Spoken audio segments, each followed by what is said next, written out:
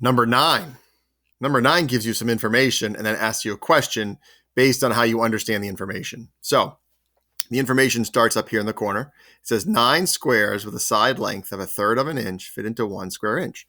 So here's a square inch. That's a square that's an inch on each side. And it's broken up into thirds on one side and thirds on the other. Each of these parts is a third. And each of these parts is a third. And when you break up the side into thirds and thirds, you get ninths. 1, 2, 3, 4, 5, 6, 7, 8, 9 small squares. And then over here to the right, it says 16 squares with a side length of 1/4 of an inch will fit into 1 square inch. And here you have a square inch again. That's a square on it with an inch on each side, broken into fourths on one side, fourths on the other. And if you count up, there's 1, 2, 3, 4, 5, 6, 7, 8, 9, 10, 11, 12, 13, 14, 15, 16 squares.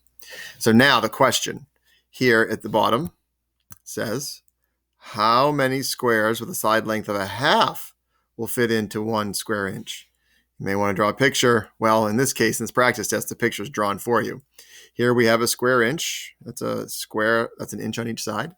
And each part is cut into half. We got half here and half here. And then along the height, cut into half, we have a half here and a half here. And so we see that there's 1, 2, 3, 4 squares that have a side length of 1/2 that fit into 1 square inch. So the answer is 4 squares.